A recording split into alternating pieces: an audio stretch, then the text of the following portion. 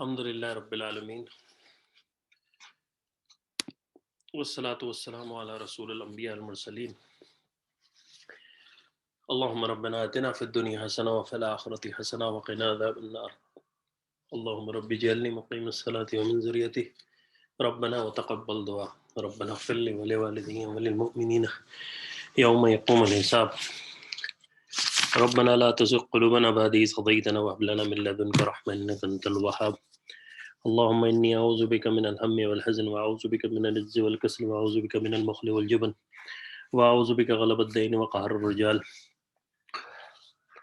یا اللہ یا کریم اپنی رحمت سے صحیح بات کہنے کی توفیق عطا فرما، غلطیوں اور پریشانیوں سے اور شک و شبے سے بچا، دل کو صاف کر، اور جو اپنی رحمت سے تو نے سلسلہ شروع کیا تھا محض اپنے فضل سے اس کو قبول اور مقبول فرما، اپنی بارگاہ میں قبول فرما اور ہماری نجات کا ذریعہ بنا۔ اس میں کوئی غلطی ہو گئی ہو تو درگزر فرما، ہماری کم و بیشی ہوگی جو غلطی ہوئی ہوگی، اور اللہ تعالی ہمارا اور آپ کا خاتمہ ایمان پر فرمائے۔ اللہ سبحانہ و تعالی نے ہم کو اپنے محض فضل سے ہم سیرت کے اس مقام پر پہنچے تھے جہاں ہم نے تقریباً رسول اللہ صلی اللہ علیہ وسلم کی زندگی کے وہ تمام کے تمام تاریخی واقعات کو کوشش کی کہ کہیں ہم کور کر سکیں، اور آخر میں ہم رسول اللہ صلی اللہ علیہ وسلم کی 50ویں سیشن پہ اس جگہ پہنچے کہ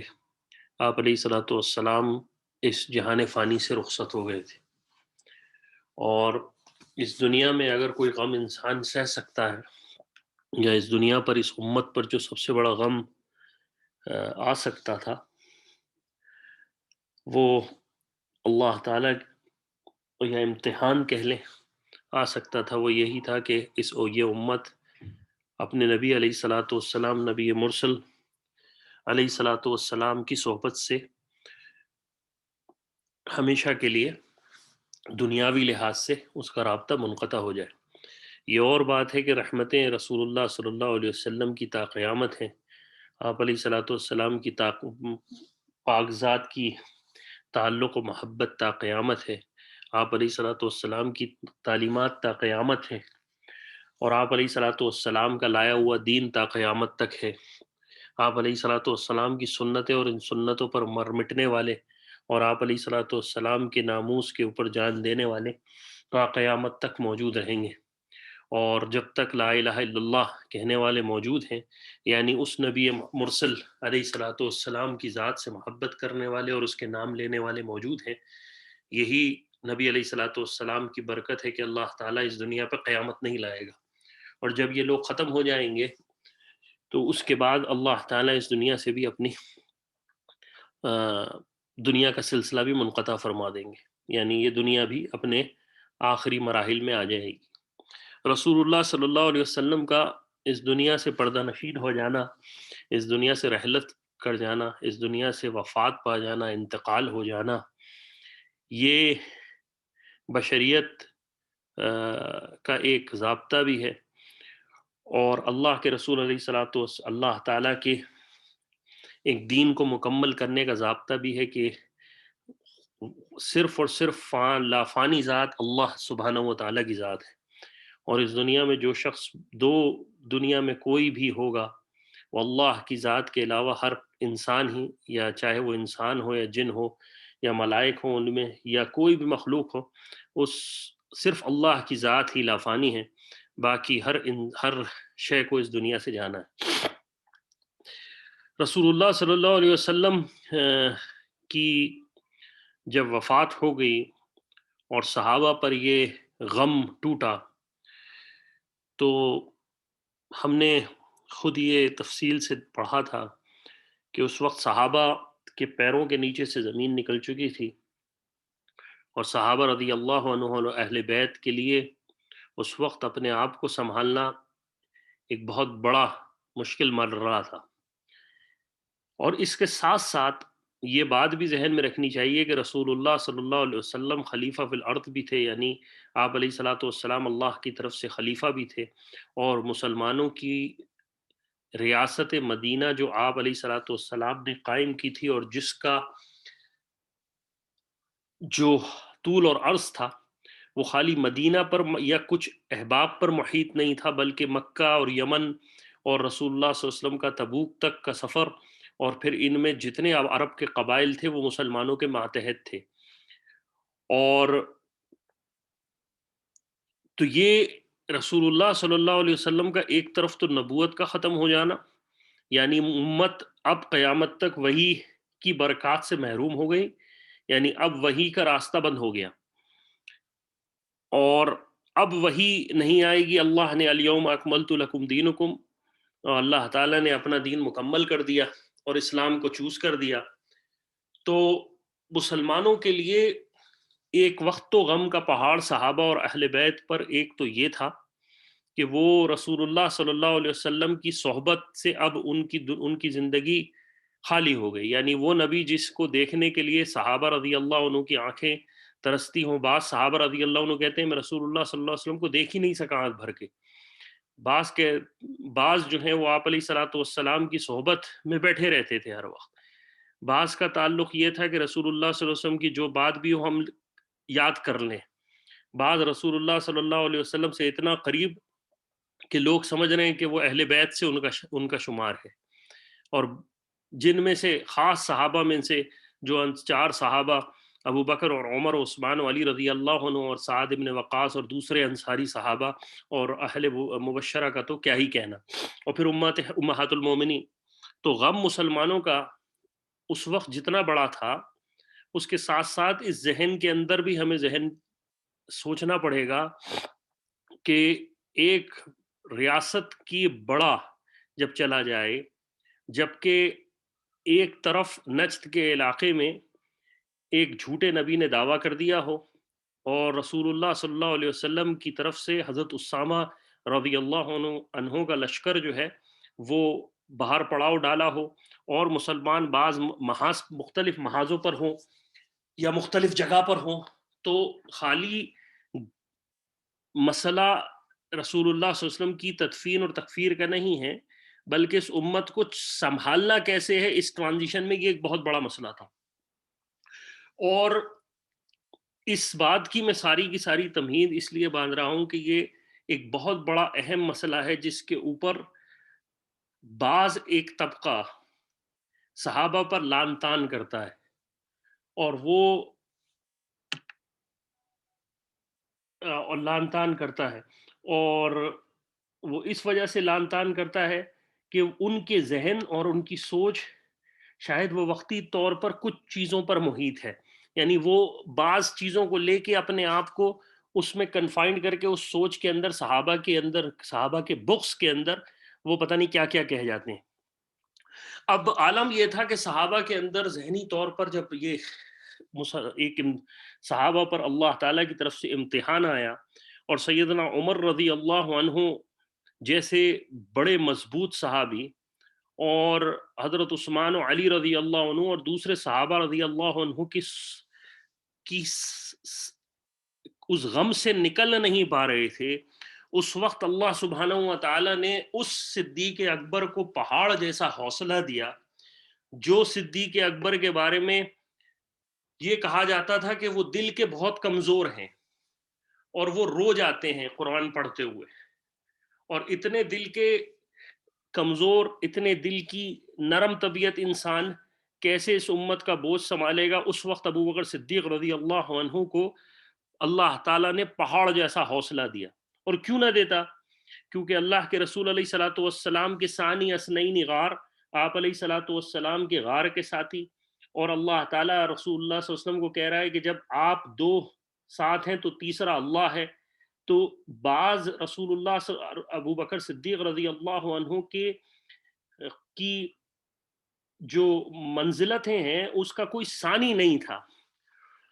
اور رسول اللہ صلی اللہ علیہ وسلم کی بیش بہا خصوصی سنتیں یا رسول اللہ صلی اللہ علیہ وسلم سے بیش بہا ایسی چیزیں ہیں جو صدیق اکبر رضی اللہ عنہ میں رسول اللہ صلی اللہ علیہ وسلم سے بہت قریب کر دیتی ہیں۔ جب رسول اللہ صلی اللہ علیہ وسلم کا، جیسے ہم نے پچھلے سیشن میں سنا تھا کہ رسول اللہ صلی اللہ علیہ وسلم کی جب خبر ملی تو اللہ کے صدیق اکبر رضی اللہ عنہ آئے اور آنسو سے داڑھی ان کی تر تھی. اپنی اہلیہ کے پاس جو کہ مدینہ سے 6-7 میل دور کی دوسری جو ان کی ایک اہلیہ تھی ان کے پاس وہ رکے ہوئے تھے.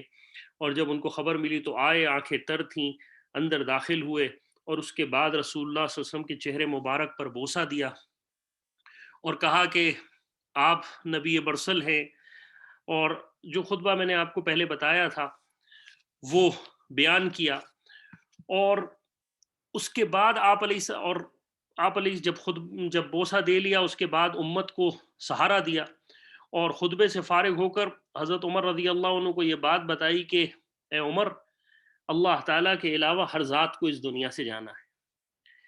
یہ بات جب ہو گئی اور رسول اللہ صلی اللہ علیہ وسلم کی طرف سے بھی امت کے اندر یہ بات بتا دی تھی کہ آپ علیہ الصلوۃ والسلام کی جو تجزیر و تکفیر ہے، یعنی آپ علیہ الصلوۃ والسلام کو غسل دینا ہے اور آپ علیہ الصلوۃ والسلام کی تدفین ہے، یہ اہل بیت کے سپرد ہوگی، یعنی رسول اللہ صلی اللہ علیہ وسلم کے خاندان والے کریں گے. لیکن مسئلہ یہ پیش آیا کہ ابو بکر صدیق رضی اللہ عنہ، ایک طرف تو یہ حادثہ پیش آیا، دوسری طرف انصار کے کچھ صحابہ کی جماعت ثقیفہ بنت سعدہ میں جمع ہوئی اور وہ جمع ہوئی اور انہوں نے آپ علیہ الصلوۃ والسلام کی جو جانشینی تھی اس کے مسئلے پر بات کرنا شروع کر دی. جب مہاجرین کے کچھ صحابہ نے ابو بکر صدیق رضی اللہ عنہ کو کہا کہ اے صدیق اکبر آپ بھی جائیے، اور آپ وہاں پر ہمیں خبر ملی ہے کہ انصار جمع ہوئے ہیں اور وہاں عمارت کی کچھ خلافت کی کچھ بات ہو رہی ہے، تو ابو بکر صدیق رضی اللہ عنہ جو تھے وہ عمر رضی اللہ عنہ کو لے کر وہاں پر چلے. اور ابو بکر صدیق رضی اللہ عنہ کا رسول اللہ صلی اللہ علیہ وسلم کا انتقال پیر کے روز دوپہر کے وقت میں ہوا، اور جب یہ خبر ابو بکر صدیق رضی اللہ عنہ کو ملی تو ابو بکر صدیق رضی اللہ عنہ، میں نے جیسے کہا کہ وہ دوش اندیش صحابہ میں سے تھے، ان میں سے جن کی فکر اس طرف تو تھی کہ ٹھیک ہے رسول اللہ صلی اللہ علیہ وسلم کو ہمیں دفن کرنا ہے، رسول اللہ صلی اللہ علیہ وسلم کی تزییر و تکفیر کر ان کو اس دنیا سے رخصت کرنا ہے، یہ ایک مسئلہ اللہ کے رسول علیہ الصلوۃ والسلام نے اہل بیت کے سپرد کیا ہے، اور سیدنا علی رضی اللہ عنہ اور سیدنا عباس رضی اللہ عنہ اس پر جو ہیں وہ اس وقت وہ اس کے رسپانسبل ہیں. لیکن اس وقت امت کو سنبھالنا کس طرح سے ہے اور اسٹیٹ کا نظام کس طرح چلانا ہے کہ اسٹیٹ کہیں اپنی ساخت نہ کھو جائے اور مسلمانوں کے درمیان کہیں باہم اختلاف نہ ہو جائے. تو ابو بکر صدیق رضی اللہ عنہ کو یہ خبر ملی تو حضرت ابو بکر صدیق رضی اللہ عنہ نے 2 صحابہ کو ساتھ لیا، حضرت ابو عبیدہ بن جراح رضی اللہ عنہ کو اور عمر بن فاروق رضی اللہ عنہ کو، اور وہاں آپ رضی اللہ عنہ وہاں پہنچے. جب شام کا وقت تھا اور سعد بن عبادہ رضی اللہ عنہ کے ہاتھ پر انصاری صحابہ جو ہیں وہ بیعت کرنا چاہتے تھے. اچھا، روایات میں آتا ہے کہ سعد بن، جب اللہ کے رسول علیہ الصلوۃ والسلام کے صحابی ابو بکر صدیق رضی اللہ عنہ کو خبر ملی اور آپ نے عبیدہ بن جراح اور عمر بن خطاب رضی اللہ عنہ کو ساتھ لیا تو آپ کی ملاقات ہوئی عاصم بن عدی اور اویم بن سعدہ سے ملاقات ہو گئی، اور عاصم اور اویم بن سعدہ رضی اللہ عنہ دونوں نے چاہا کہ آپ نہ جائیں وہاں پر، لیکن کیونکہ یہ امت کی اپنی ذات کا مسئلہ نہیں تھا، یہ تو پوری ایک ریاست کا مسئلہ تھا، اس لیے ابو بکر صدیق رضی اللہ عنہ حضرت عمر رضی اللہ عنہ کو لے کر وہاں پہنچے.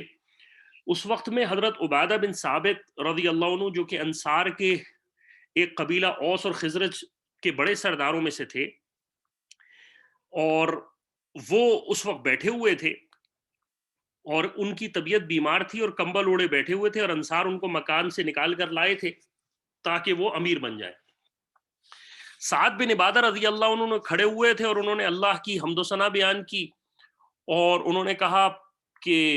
اے میرے ساتھیوں، ہم انصار ہیں، ہم نے اللہ کے رسول علیہ الصلوۃ والسلام کی مدد کی، اور اے مہاجرین تم کم تھے اور تمہاری جماعت اور تمہاری قوم نے تمہارا ساتھ بھی نہیں دیا تھا، تو ہم دراصل اس کے خلافت کے زیادہ مستحق ہیں۔ ایک روایت میں یہ ہے کہ سعد بن عبادہ رضی اللہ عنہ نے تقریر میں یہ بھی فرمایا کہ اے معاشر الانصار، تم دین اسلام کے بارے میں تم کو ایسی سبقت فضیلت حاصل ہے جو عرب میں سوائے تمہارے کسی کو حاصل نہیں ہو سکتی۔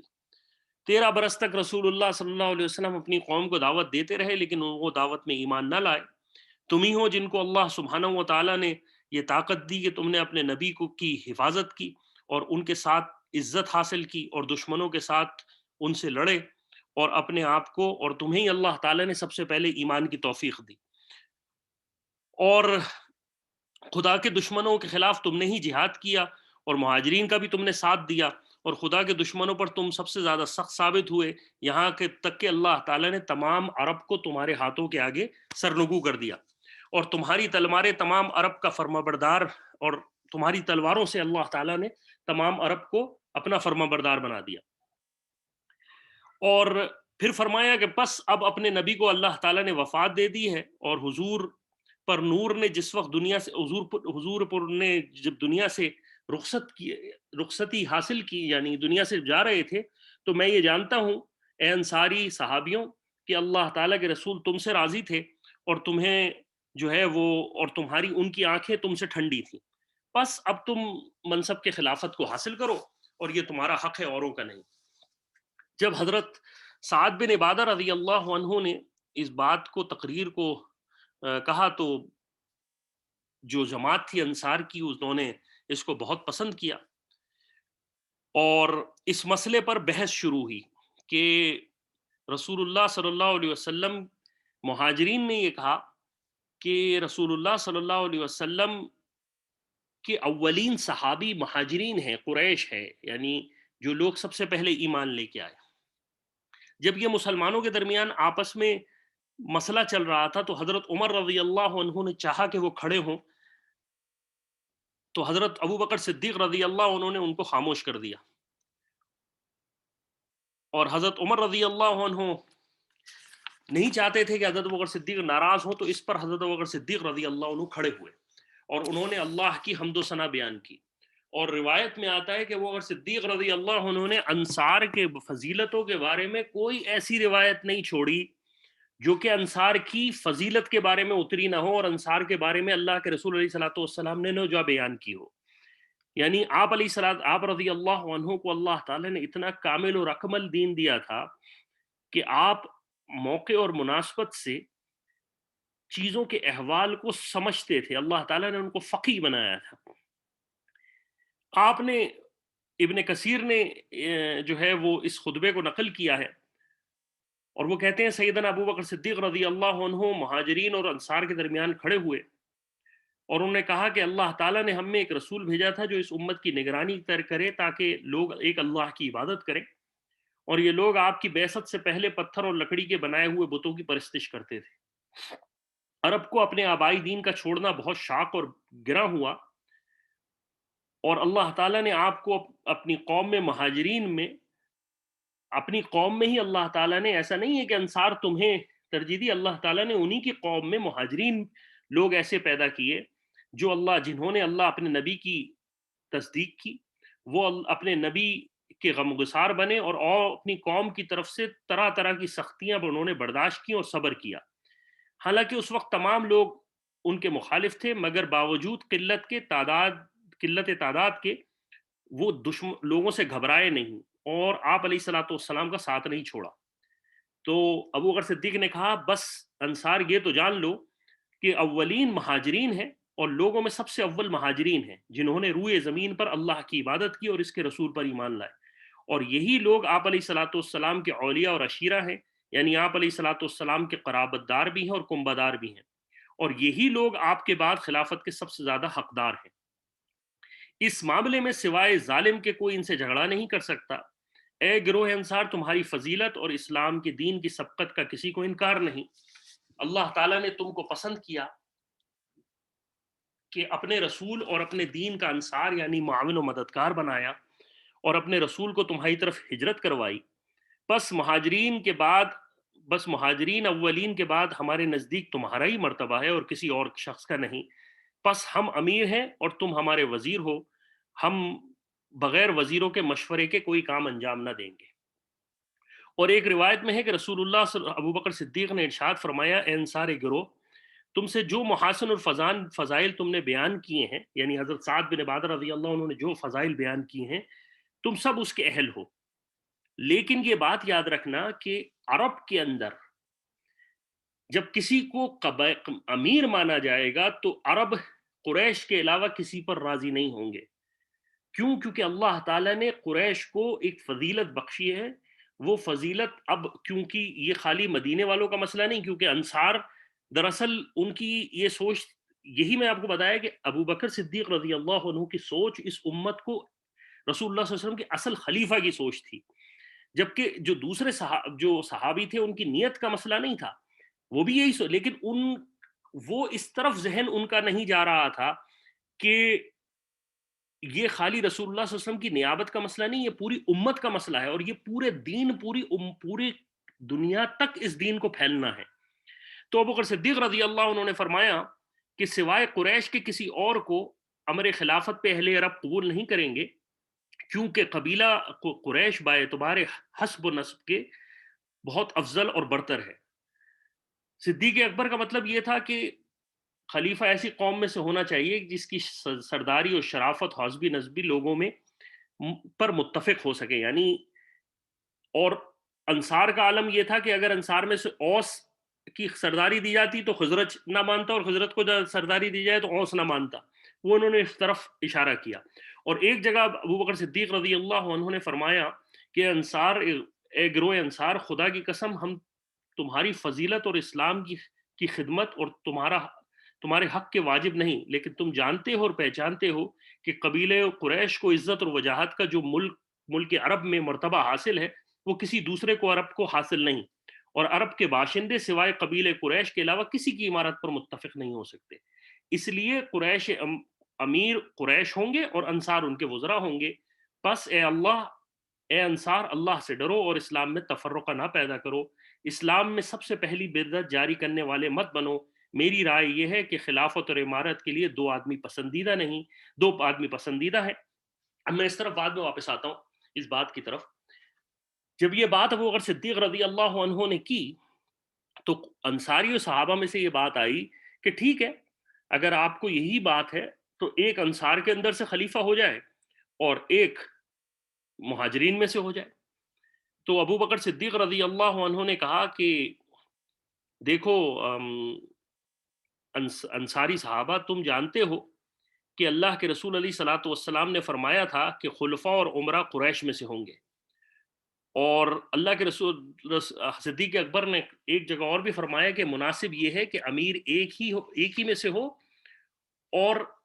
ابو بکر صدیق نے فرمایا یہ دو صحابی میرے ساتھ مہاجرین میں سے بیٹھے ہیں، عبیدہ بن جرہ اور عمر رضی اللہ عنہ، ان دونوں میں سے تم جس کو چاہو خلیفہ بنا لو۔ اور ایک طرف آپ نے کہا کہ دیکھو انصار، تم یہ جانتے ہو کہ تم کو خود اللہ کے رسول علیہ الصلوۃ والسلام کی حدیث پہنچی تھی جس میں آپ علیہ الصلوۃ والسلام نے فرمایا تھا کہ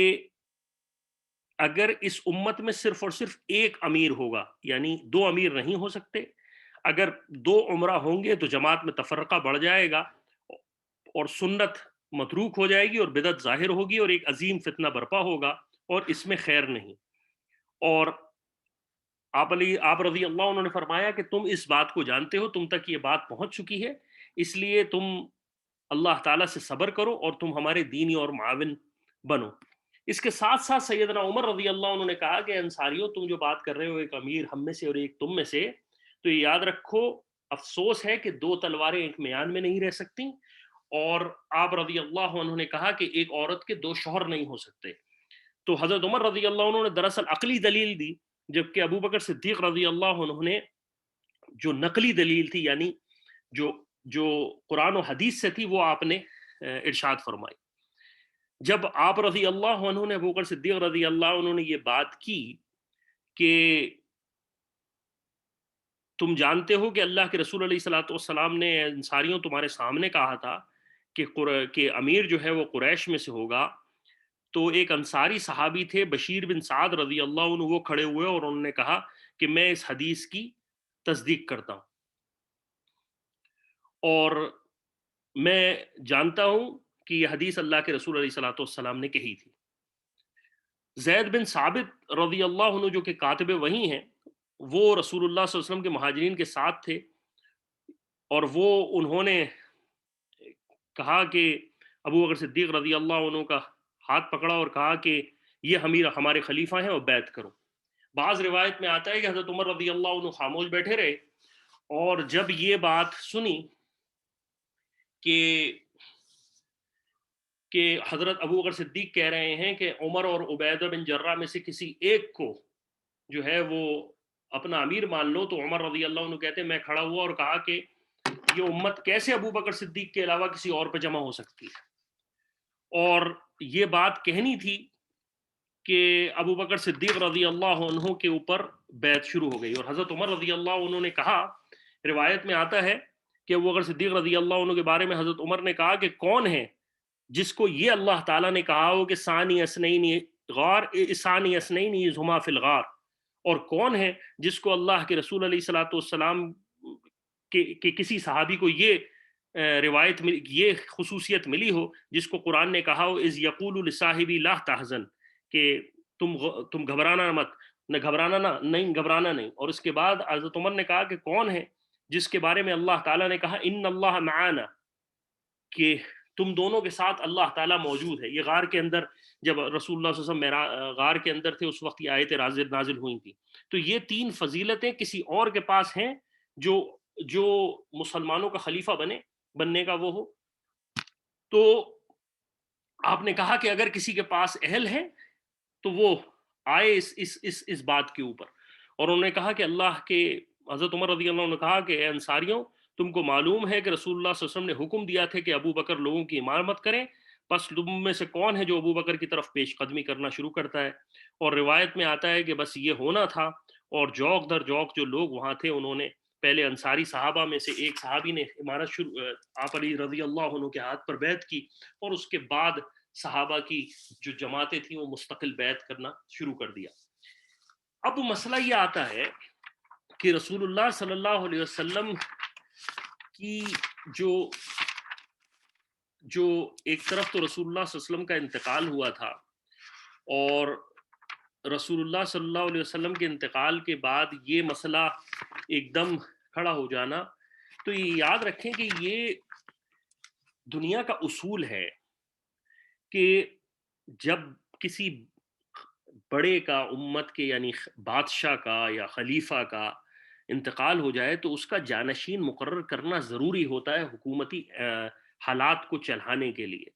اور بعض دفعہ ایسا ہوتا ہے کہ بعض دفعہ تو ایسا بھی ہوتا ہے کہ حکومتوں کے اندر بادشاہ کی انتقال کا اعلان بھی نہیں کیا جاتا جب تک کہ جانشین نہ مقرر کر لیے جائے۔ حتیٰ کہ شیعہ حضرات کے اندر بھی، ان کی اپنی حکومتوں کے اندر بھی ایسے متعدد واقعات ہوئے ہوں گے جہاں پر انہوں نے اپنے سربراہ کے انتقال کی خبر نہیں پھیلائی بلکہ ان کے جانشین کا اعلان پہلے کیا۔ اس کی وجہ یہ ہے کہ سلطنت کے امور کو چلانا اور سلطنت کو ایک جگہ قائم رکھنا یہ بہت زیادہ ضروری ایک عمل تھا۔ اور حضرت عمر اور ابو بکر صدیق رضی اللہ عنہ دراصل وہاں پر خلافت کے لیے نہیں گئے تھے، یہ تو اللہ تعالیٰ کی طرف سے ایک معمہ ایسا بن گیا کہ انصاری وہاں جمع تھے اور وہ ایک انصار پر بیعت کر رہے تھے۔ ابو بکر صدیق رضی اللہ عنہ اور عمر رضی اللہ عنہ کو خبر ملی، ان کو یہ اندازہ تھا کہ قریش، اور یہ تو پورا مسئلہ خالی مدینہ منورہ کا نہیں، یہ تو پورے عالم کا مسئلہ ہے، تو وہاں اس مسئلے کے لیے پہنچے تھے، اور وہاں بیعت اللہ تعالیٰ کی طرف سے ابو بکر صدیق رضی اللہ عنہ کے ہاتھ پر ہونا شروع ہو گئی۔ اب جب مسلمان ابو بکر صدیق رضی اللہ عنہ کی ایک بیعت تو ہو چکی تھی، اور ایک بیعت دوسرے دن ابو بکر صدیق رضی اللہ عنہ کی مسجد نبوی کے اندر ہوئی۔ صدیق اکبر رضی اللہ عنہ، جیسے میں نے کہا کہ اہل بیت نے رسول اللہ صلی اللہ علیہ وسلم کی تجہیز و تکفین اور غسل کا مسئلہ جو تھا وہ دراصل اہل بیت کے حوالے تھا۔ رسول اللہ صلی اللہ علیہ وسلم کے بارے میں ایک مسئلہ یہ پیش آیا کہ رسول اللہ صلی اللہ علیہ وسلم کے جسم مبارک سے آپ علیہ الصلوۃ والسلام کے کپڑے اتارے جائیں غسل کے لیے یا نہ اتارے جائیں۔ تو روایت میں آتا ہے کہ یخلخت ایک آواز آئی، اور بعض حضرات جو اس وقت موجود تھے ان کو غنودگی طاری ہوئی، اور یہ غیبی آواز آئی کہ اللہ کے رسول کو برہنہ نہ کرو بلکہ کپڑوں پر ہی غسل دو۔ تو آپ علیہ الصلوۃ والسلام کے جو کپڑے مبارک تھے ان پر ہی آپ علیہ الصلوۃ والسلام کو غسل دیا گیا۔ حضرت علی رضی اللہ عنہ غسل دے رہے تھے،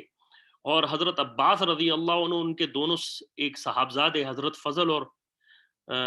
وق وقسم رضی اللہ عنہما، یہ دونوں کروٹیں بدلا رہے تھے، اور حضرت اسامہ رضی اللہ عنہ جو تھے وہ ڈول سے پانی ڈال رہے تھے۔ اور یہاں پر انصاری صحابہ جو تھے وہ انہوں نے بھی یہ چاہا، کیونکہ خواہش یہ تھی کہ ہم بھی رسول اللہ صلی اللہ علیہ وسلم کے کی کفن اور دفن کے اندر ہم بھی ساتھ ہو جائیں۔ تو ہر کسی کا یہی خواہش تھی کہ وہ آئے، لیکن لامولا ہر کسی کو نہ اجازت دی جا سکتی تھی، اور آپ علیہ الصلوۃ والسلام کی طرف سے خود بھی یہی کہا گیا تھا کہ میری جو جو آخری معاملات ہیں وہ میرے اہل بیت کریں گے۔ تو انصار کے ایک صحابی رضی اللہ عنہ کو انصار کی طرف سے یہ انصار کے لوگ آئے، انہوں نے کہا کہ ہمیں بھی اس طرف اس میں اجازت دی جائے۔ تو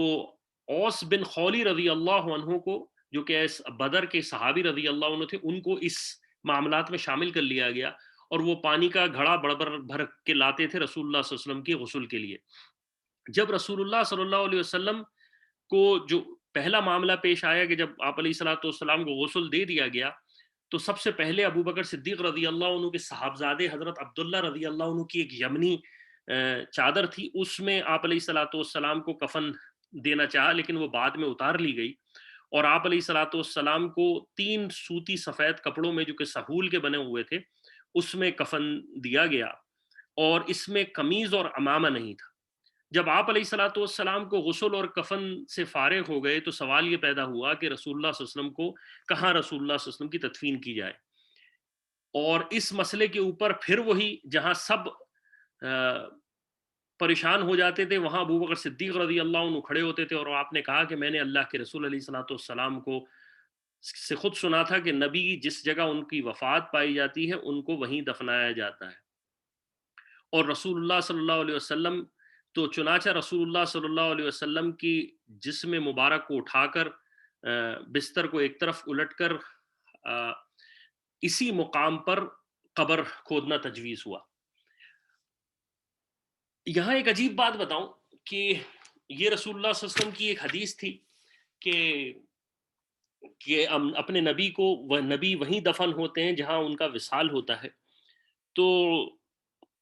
قادیانیوں کا اہم مرزا غلام احمد قادیانی ملعون جو تھا، یہ دراصل باتھ روم میں مرا تھا۔ تو جب اس کی میت کا مسئلہ آیا تو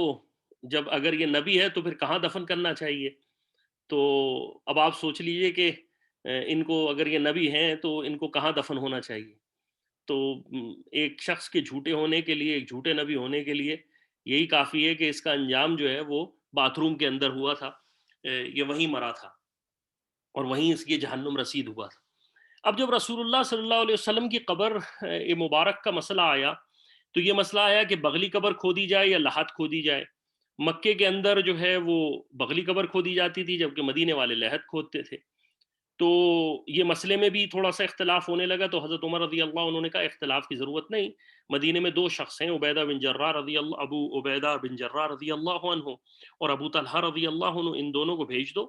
جو پہلے آ جائے وہ بنا لے۔ اللہ کا کرنا ابو طلحہ جو کہ مدینہ منورہ سے ان کا تعلق تھا وہ آ گئے، اور رسول اللہ صلی اللہ علیہ وسلم کی جو لحد مبارک تھی وہ جو ہے وہ کھود دی گئی، بغلی قبر نہیں ہوئی بلکہ لحد کھود دی گئی۔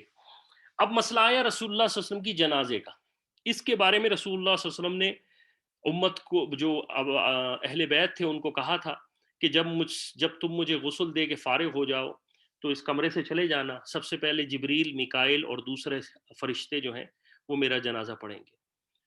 اس کے بعد صحابہ رضی اللہ عنہ کو آپ نے کہا کہ تم پہلے سب سے پہلے اہل بیت اور پھر ٹولیوں میں جو ہے وہ لوگ آئیں اور مجھ پہ صلاۃ والسلام پڑھیں۔ تو یہی ہوا کہ ابو بکر صدیق اور عمر رضی اللہ عنہ پہلے تو رسول اللہ صلی اللہ علیہ وسلم کی کفن دینے کے بعد کمرے کو چھوڑ دیا گیا رسول اللہ صلی اللہ علیہ وسلم کی وصیت کے مطابق. اس کے بعد صحابہ، اب اما عائشہ رضی اللہ عنہ کا حجرہ آپ خود جانتے ہیں کتنا بڑا ہے، اور اتنی بڑی تعداد صحابہ کی مدینہ منورہ میں موجود تھی، تو صحابہ آتے اور کچھ وقت میں صلاۃ والسلام پڑھتے، اور یہی اللہ کے رسول علیہ الصلوۃ والسلام کی نماز جنازہ تھی. یعنی رسول اللہ صلی اللہ علیہ وسلم کی نماز جنازہ کے لیے کوئی امام نہیں بنا، کیونکہ نبی مرسل تو خود امام ہے. تو صحابہ رضی اللہ عنہ ٹولیوں میں آتے اور آپ علیہ الصلوۃ والسلام پر صلاۃ والسلام پڑھتے، اور اس کے بعد جو ہے وہ چلے جاتے. پھر دوسرے صحابہ آتے، پھر وہ صلاۃ والسلام پر پڑھتے اور وہ چلے جاتے. چنانچہ ایک روایت میں ہے کہ ابو بکر صدیق رضی اللہ عنہ ایک گروہ اصحاب رسول کے ساتھ حجر نبوی میں داخل ہوئے، اور آپ نے کہا سلام ہو آپ پر، السلام علیکہ ایہا النبی ورحمۃ اللہ، اللہم انا نشہد انہ قد بلغ ما انزل الیہ. اے اللہ سلام ہو، سلام ہو آپ پر اے اللہ کے نبی، اور اس کی رحمتیں و برکتیں ہوں آپ پر. اے اللہ ہم گواہی دیتے ہیں کہ اللہ کے رسول نے وہ سب کچھ پہنچا دیا جو ان پر اتارا گیا تھا، اور آپ نے امت کی خیر خواہی کی اور اللہ کی راہ میں جہاد کیا، یہاں تک کہ اللہ نے اپنے دین کو غالب کیا اور اس کا بول بالا ہوا. اے اللہ ہمیں ان لوگوں میں سے بنا جنہوں نے آپ کی وحی کا اتباع کیا، اور ہم آپ کے ساتھ جمع ہو کر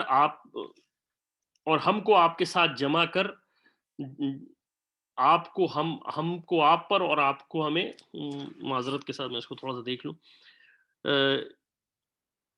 اور ہم اپنے ایمان کا کوئی معاوضہ اور قیمت نہیں چاہتے. لوگوں نے آمین کہی. جب مرد فارغ ہو گئے تو عورتوں نے اور اس کے بعد بچوں نے ادا کیا. یعنی آپ علیہ الصلوۃ والسلام کے بعد صحابہ رضی اللہ عنہ کی جماعتیں آتی، کچھ جماعتیں آتی وہ آپ علیہ الصلوۃ والسلام پر صحابہ وہ صلاۃ والسلام پڑھتی اور پھر چلی جاتی. اور جب مرد فارغ ہو گئے، ختم ہو گئے، تو پھر عورتوں نے، اور پھر عورتیں جب ہو گئیں تو پھر اس کے بعد بچوں نے. تو اس وجہ سے رسول اللہ صلی اللہ علیہ وسلم کا جو وصال پیر کے دن ہوا تھا، آپ رضی علیہ صلاۃ والسلام کو بدھ کے رات، بدھ کی شام میں، یا بعض روایت میں اور بھی دوسرے دن جو ہے وہ جو ہے آپ علیہ صلاۃ والسلام کو دفنایا گیا. آپ علیہ صلاۃ والسلام کے دفنانے میں سیدنا علی رضی اللہ عنہ اور دوسرے اہل بیت کے لوگ شامل تھے. حضرت علی اور عباس رضی اللہ عنہ شامل تھے، اور اسامہ بن زید اور عبد الرحمن بن عوف رضی اللہ عنہ انہوں نے مل کر آپ علیہ الصلوۃ والسلام کو قبر مبارک پہ اتارا. اور اس کے بعد وہ رحمت مرسل، وہ علیہ الصلوۃ والسلام کی ذات جو کہ اس دنیا میں رحمت بنا کر بھیجی گئی، ان کو اس امت، اور جو آپ علیہ الصلوۃ والسلام نے اس امت کے لیے دین چھوڑا، آپ علیہ الصلوۃ والسلام کو آخر میں مدینہ منورہ کے اندر اما عائشہ رضی اللہ عنہ کے کمرے کے اندر ہی دفنا دیا گیا. جب آپ علیہ الصلوۃ والسلام کو دفنا دیا گیا تو حضرت فاطمہ رضی اللہ عنہا نے اہل بیت کے لوگوں سے پوچھا کہ تم لوگوں کے اندر تمہارے کلیجوں میں کیسی ہمت آ گئی کہ تم نے میرے بابا کے اوپر مٹی ڈال دی.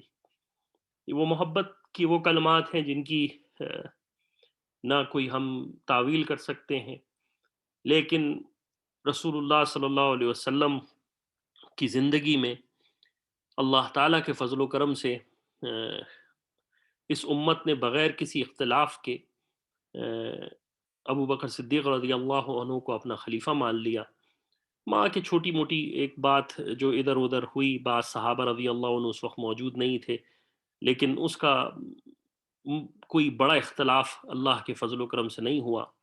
یہ امت جو ہے وہ اللہ کے فضل و کرم سے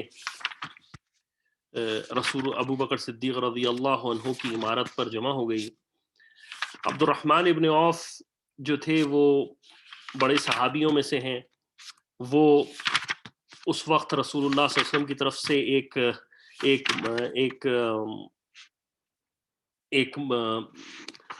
ایک مقصد کے لیے، کام کے لیے خروج کیا ہوا تھا. جب لوگوں نے، وہاں کے لوگوں نے، جہاں